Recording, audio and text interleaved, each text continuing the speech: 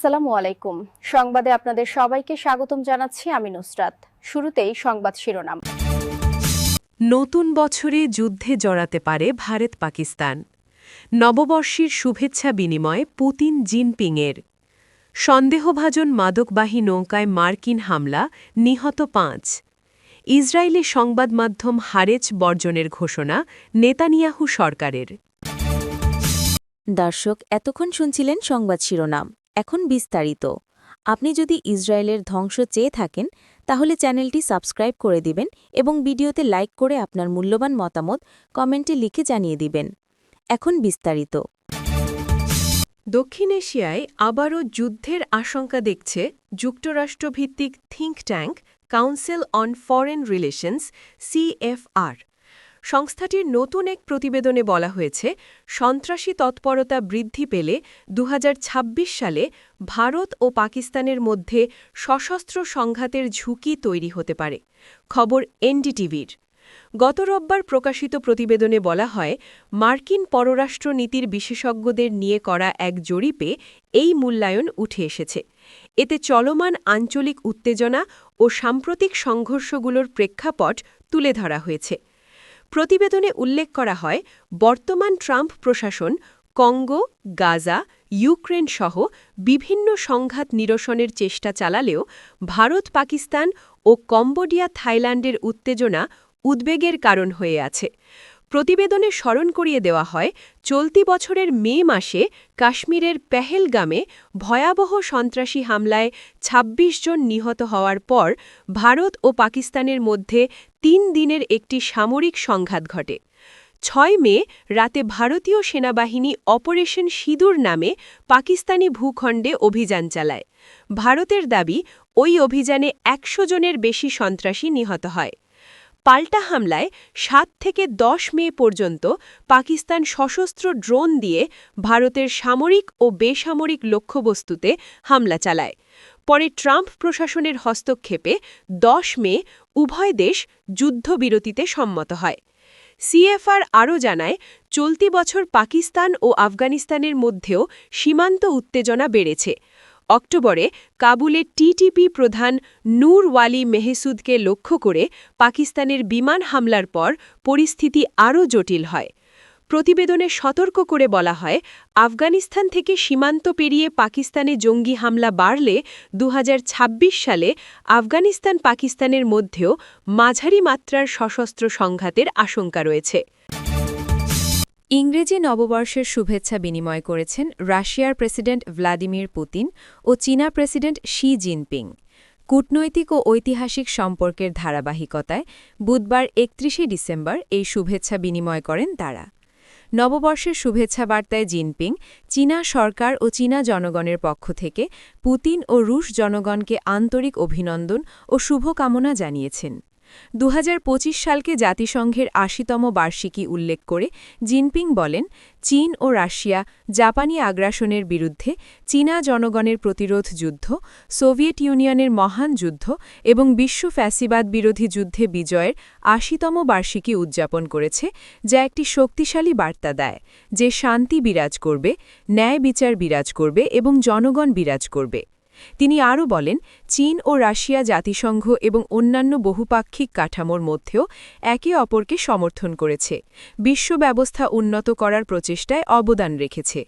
২০২৬ সালকে চীন রাশিয়া কৌশলগত অংশীদারিত্বের ৩০তম বার্ষিকী এবং চীন রাশিয়া সুপ্রতিবেশী ও বন্ধুত্বপূর্ণ সহযোগিতা চুক্তি স্বাক্ষরের ২৫তম বার্ষিকী উল্লেখ করে তিনি বলেন, ২০২৬-২৭ সালকে চীন রাশিয়া শিক্ষাবর্ষ হিসেবে মনোনীত করা হবে, নতুন যুগে দ্বিপাক্ষিক সম্পর্কের ক্ষেত্রে ধারাবাহিকভাবে নতুন অগ্রগতির লক্ষ্যে যৌথভাবে এগিয়ে যাওয়ার জন্য পুতিনের সাথে ঘনিষ্ঠ সহযোগিতা বজায় রাখার জন্য প্রস্তুতি ব্যক্ত করেছেন চীনা নেতা।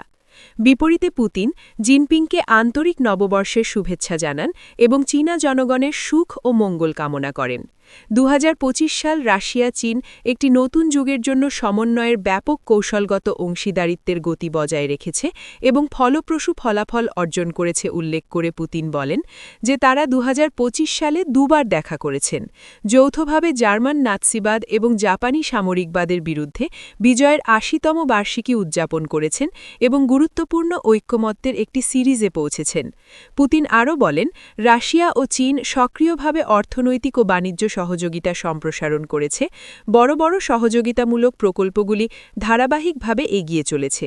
তিনি আরও বলেন, দুই দেশের মধ্যে পারস্পরিক ভিসা অবক্ষেপী কর্মী বিনিময়কে ব্যাপকভাবে সহজতর করেছে। আগামী বছরে দুই দেশ যৌথভাবে রাশিয়া চীন শিক্ষাবর্ষ শুরু করবে বলে জানিয়ে পুতিন বলেন, দ্বিপাক্ষিক সম্পর্ক এবং প্রধান আন্তর্জাতিক বিষয়গুলিতে শির সাথে ঘনিষ্ঠ যোগাযোগ বজায় রাখার জন্য তার প্রস্তুতি ব্যক্ত করেছেন। মাদকবাহী সন্দেহে এক নৌকায় আবারও হামলা চালিয়েছে যুক্তরাষ্ট্র। এতে কমপক্ষে ৫ জন নিহত হয়েছেন বলে জানিয়েছে যুক্তরাষ্ট্রের সামরিক বাহিনীর সাউদার্ন কমান্ড। তবে ঠিক কোথায় এ হামলা হয়েছে সে বিষয়ে কোনো তথ্য প্রকাশ করা হয়নি। একই সঙ্গে বেঁচে থাকা ব্যক্তিদের খুঁজে বের করতে ঘটনাস্থলে মার্কিন কোস্ট গার্ডকে তৎপর হওয়ার নির্দেশও দেওয়া হয়েছে। খবর আল জাজিরার। বুধবার এক বিবৃতিতে যুক্তরাষ্ট্রের সাউদার্ন কমান্ড জানায়, হামলাটি কোথায় হয়েছে সেই তথ্য প্রকাশ করা হচ্ছে না। আগে যেসব হামলা হয়েছে তার বেশিরভাগই ক্যারিবিয়ান সাগর ও পূর্ব প্রশান্ত মহাসাগরে ঘটেছে। এদিকে সোশ্যাল মিডিয়ায় সাউদার্ন কমান্ড যে ভিডিও প্রকাশ করেছে তাতে কয়েকটি নৌকাকে পাশাপাশি এগোতে দেখা যায়। বিবৃতিতে বলা হয়, নৌকাগুলো পরিচিত মাদক পাচার রুটে চলছিল এবং হামলার আগে তারা নিজেদের মধ্যে মাদক আদান-প্রদান করেছে। তবে এসব দাবির পক্ষে কোনো প্রমাণ উপস্থাপন করা হয়নি। বিবৃতিতে আরও বলা হয়, প্রথম অভিযানে একটি নৌকায় থাকা ৩ নার্কো টেররিস্ট নিহত হয়, পরে অন্য ২ নৌকার লোকজন পানিতে লাফ দিয়ে পালিয়ে যায়। এর পরের হামলায় সেসব নৌকাও ডুবিয়ে দেওয়া হয়। পরে জানানো হয়, দ্বিতীয় দফা হামলায় আরও ২ জন নিহত হয়। সামরিক বাহিনী বলেছে, কোস্টগার্ডকে জানানো হয়েছে যাতে তারা সার্চ অ্যান্ড রেস্কিউ সিস্টেম সক্রিয় করে। এর আগে গত সেপ্টেম্বরের একটি হামলার পর উল্টে যাওয়া নৌকায় ফের হামলা চালিয়ে বেঁচে থাকা ব্যক্তিদের হত্যার পর যুক্তরাষ্ট্র প্রবল সমালোচনার মুখে পড়েছিল। কিছু ডেমোক্র্যাটিক আইনপ্রণেতা ও আইন বিশেষজ্ঞ মনে করেন ওই হামলায় অপরাধ সংগঠিত হয়েছে। তবে প্রেসিডেন্ট ডোনাল্ড ট্রাম্পের প্রশাসন ও কিছু রিপাবলিকান আইনপ্রণেতা বলছেন, হামলাটি আইনসঙ্গতই ছিল। বার্তা সংস্থা রয়টার্সের খবরে এক মার্কিন কর্মকর্তার বরাত দিয়ে বলা হয়েছে, ৮ জন নৌকা ছেড়ে সাগরে ঝাঁপ দিয়েছিল এবং প্রশান্ত মহাসাগরে তাদের খোঁজ চলছে। কোস্টগার্ড জানিয়েছে, একটি C-130 উড়োজাহাজ উদ্ধার অভিযানে অংশ নিয়েছে এবং আশপাশের নৌযানের সঙ্গে সমন্বয় করে কাজ করছে। অবশ্য ট্রাম্প প্রশাসনের সময়ে এ ধরনের হামলায় এর আগেও বেঁচে যাওয়া লোক পাওয়া গেছে। অক্টোবরে এমনই ২ জনকে নিজ দেশে ফেরত পাঠানো হয়। ওই মাসের শেষে আরেকটি হামলার পর মেক্সিকোর পক্ষ থেকেও উদ্ধার অভিযান শুরু হয়, তবে সেই ব্যক্তিকে আর পাওয়া যায়নি। এদিকে বুধবারের হামলাসহ এ পর্যন্ত নৌকায় মোট ৩৩টি হামলার খবর প্রকাশ করেছে ট্রাম্প প্রশাসন। এতে অন্তত ১১২ জনের মৃত্যু হয়েছে। মাদকদ্রব্যের প্রবাহ ঠেকাতে এটি কঠোর ব্যবস্থা হিসেবে তুলে ধরেছে ট্রাম্প। তার দাবি, যুক্তরাষ্ট্র এখন মাদক কার্টেলের সঙ্গে এক ধরনের সশস্ত্র সংঘাতে রয়েছে। এই অভিযানের অংশ হিসেবে যুক্তরাষ্ট্র অঞ্চলটিতে মার্কিন উপস্থিতিও বাড়িয়েছে। ভেনেজুয়েলার প্রেসিডেন্ট নিকোলাস মাদুরোর ওপর চাপ বাড়াতে ১৫,০০০ বেশি সৈন্য মোতায়েন করা হয়েছে। যুক্তরাষ্ট্রের অভিযোগ, মাদুরো নার্কো টেরোরিজমে জড়িত। তবে কারাকাস এ অভিযোগ অস্বীকার করে বলছে, তাদের সরকারকে সরিয়ে দেশের বিশাল তেল সম্পদ দখল করাই যুক্তরাষ্ট্রের লক্ষ্য। ইসরায়েলের প্রভাবশালী দৈনিক পত্রিকা হারেতস বর্জনের ঘোষণা দিয়েছে দেশটির প্রধানমন্ত্রী বেনিয়ামিন নেতানিয়াহু সরকার। গাজা যুদ্ধে শত্রুদের সমর্থনের অভিযোগে এই সিদ্ধান্ত নেওয়া হয়েছে বলে জানানো হয়েছে। খবর মিডল ইস্ট মনিটরের প্রতিবেদনে। প্রতিবেদনে বলা হয়েছে, বিজ্ঞাপন ও সম্পাদকীয় উভয় ক্ষেত্রেই হারিৎসের সঙ্গে সব ধরনের সম্পর্ক ছিন্ন করার সিদ্ধান্ত নিয়েছে নেতানিয়াহু সরকার। এই সিদ্ধান্তের আওতায় সব মন্ত্রণালয়, সরকারি বিজ্ঞাপনী সংস্থা এবং রাষ্ট্রীয় অর্থায়নে পরিচালিত কোম্পানিগুলোকে সংবাদপত্রটির সঙ্গে যে কোনো ধরনের যোগাযোগ বন্ধের নির্দেশ দেওয়া হয়েছে। প্রতিবেদনে বলা হয়, 2024 সালের নভেম্বর মাসে জারি করা এক সরকারি সিদ্ধান্তের ভিত্তিতে এই বর্জন কার্যকর করা হয়েছে। ওই সিদ্ধান্তে ইসরায়েলি সেনাবাহিনীর গণমাধ্যম দফতরগুলোর দাপ্তরিক অ্যাকাউন্ট থেকেও হারিৎসের সঙ্গে যোগাযোগ বিচ্ছিন্ন করার নির্দেশ ছিল। ইসরায়েল সরকারের এক বিবৃতিতে বলা হয়েছে, গাজা যুদ্ধ চলাকালীন হারিৎস এমন কিছু সম্পাদকীয় প্রকাশ করেছে যা বিশ্ব মঞ্চে ইসরায়েল রাষ্ট্রের বৈধতা এবং আত্মরক্ষার অধিকারকে ক্ষতিগ্রস্ত করেছে। যুদ্ধের মধ্যেই যদি ইসরায়েলের একটি স্বীকৃত সংবাদপত্রের প্রকাশক রাষ্ট্রটির ওপর নিষেধাজ্ঞা আরোপের আহ্বান জানান এবং শত্রুদের সমর্থন করেন, সরকার সে ধরনের পরিস্থিতি মেনে নেবে না।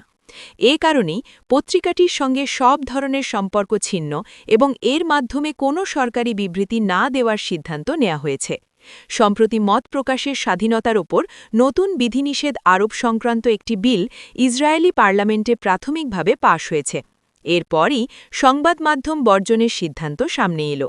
তবে অ্যাটর্নি জেনারেল বিলের বিরোধিতা করে সতর্ক করেছেন, এতে ইসরায়েলে মুক্ত সংবাদ মাধ্যমের ভাবমূর্তি মারাত্মকভাবে ক্ষতিগ্রস্ত হবার ঝুঁকি রয়েছে। তার কথায়, এতে গণমাধ্যম প্রতিষ্ঠানের কাজে উল্লেখযোগ্য বাণিজ্যিক ও রাজনৈতিক প্রভাব ও হস্তক্ষেপের আশঙ্কা তৈরি হচ্ছে। আপনি যদি আমাদের চ্যানেলে নতুন হয়ে থাকেন, তাহলে চ্যানেলটি সাবস্ক্রাইব করে দিন।